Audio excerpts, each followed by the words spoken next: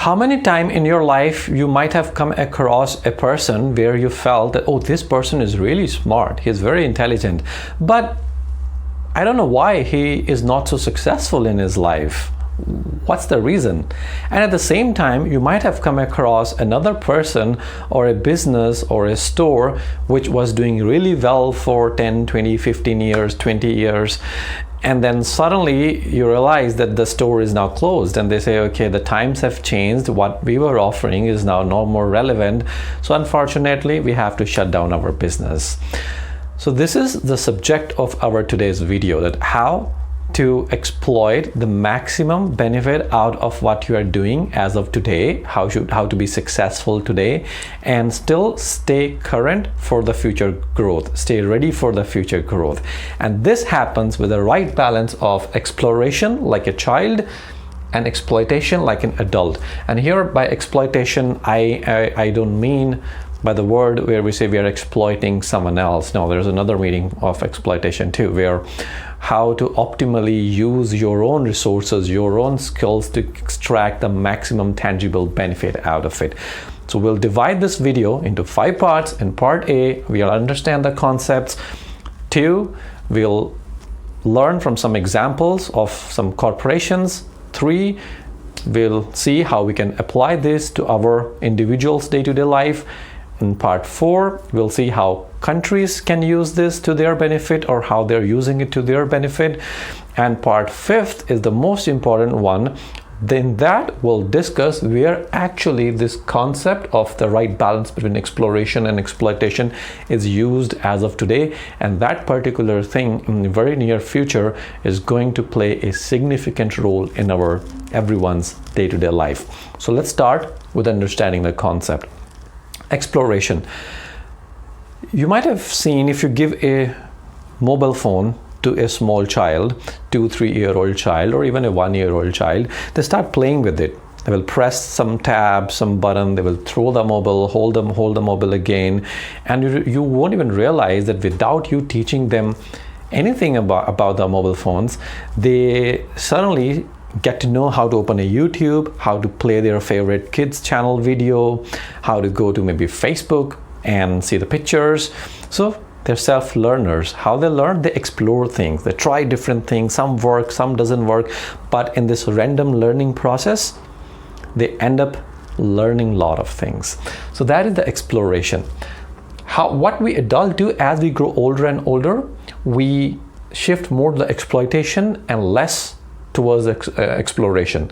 In exploitation, when we hone some skill on a job or on a business or whatever we do, we actually keep on doing the same thing again and again so that we can extract the maximum benefit out of what we are doing.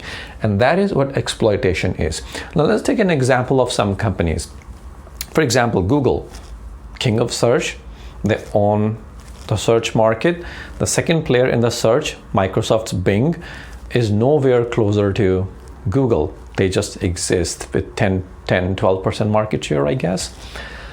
But still, even Google owns the search engine market.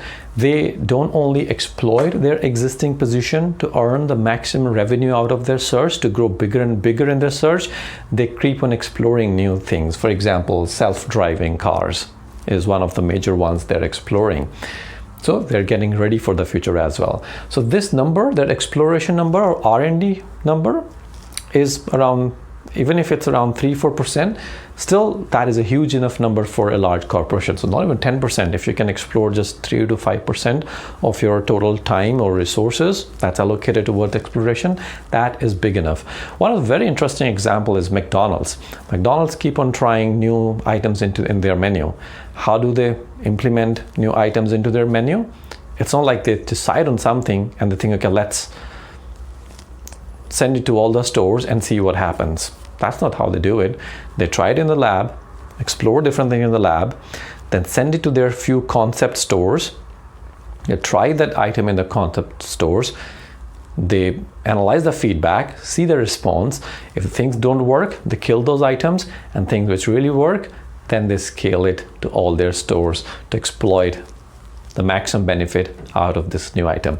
Hence, again, 3 to 4% towards exploration so that we can stay future ready, and 90 to 95% on exploitation. Let's take the example, individual's example, our day-to-day life. If you're doing a job and you're using certain skills on the job, you will often see that you will find some people in your job, even if it's, let's say, a very normal presentation, and when they give the presentation, they come up with some very interesting thing in their presentation, and you say, oh, that's a very interesting thing which they did in their presentation. I never knew that it existed. How does that happen?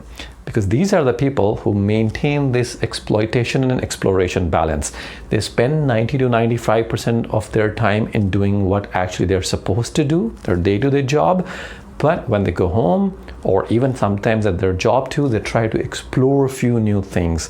They spend 3 to 5% of their time, and there are some people who go even up to 10% of their time in exploring new things. Some of them don't work, but that helps them learn a few things, and they use those new things to add something extra in their life and stay future ready. So exploration and exploitation. And even 5%, just take an example. Let's say if you have an 8-hour work day, 5%, even if you spend half an hour a day on learning something new, that is 175 plus hours a year. A lot of hours to learn something new. So keep the right balance.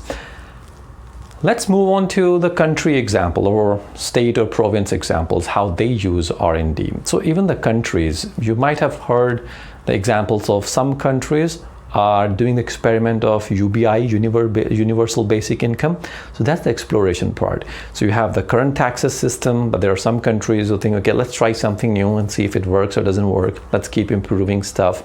And there are a lot of other things too, where countries give subsidies and budgets for R&D to their companies or to their government departments. So that's their exploration part. Some companies do it very well, but some other companies just keep on focusing on exploitation, like whatever they have, that's okay, this is the only thing that we have. They don't explore anything new, and they keep on exploiting it. And one fine day, when whatever they were doing becomes obsolete, you will see a lot of cities sometimes become obsolete. Their economies crash because they were dependent only on one thing, and they never explored anything new for the future to stay future ready. So this concept is very well applicable to countries or states and governments as well. So as a recap, if you want to exploit the maximum benefit out of what you know, keep scaling, keep building, keep doing same thing what you do in your day-to-day life, but take out some time out of it, 5 to 10%, and use the time to explore something like a child. Randomly try new things and build your skills for the future. Build your plans or something for the future so that you are scaling consistently in your career or in your business forever. Last, as I said, where this concept is used as of today. So this actually, the concept of exploration and exploitation is used in artificial intelligence, AI, in its reinforced learning, where the computers try to learn 90 to 95% from exploitation, like whatever they're learning, based on that, they adjust themselves. I don't want to go too much technical into this because we don't want to lose the focus in this video. So I'll just explain a little bit about it. So 90 to 95%, they try to learn from whatever they're learning and keep on improving. And another 5%, 3%, a small part, they explore some random things. Even for example, when computers learn to play chess or video games, online games, or even in a lot of real world scenarios now, even the self-driving cars, there too, they're using the reinforced learning concept, where keep on learning from what you have already learned and explore new things. If you want and you think we should do a video on AI in a very simple language, let me know in comments. Overall, how did you like this concept? And let me know that, and I hope you use this concept in your day-to-day life and keep on growing forever and stay future ready. See you next time.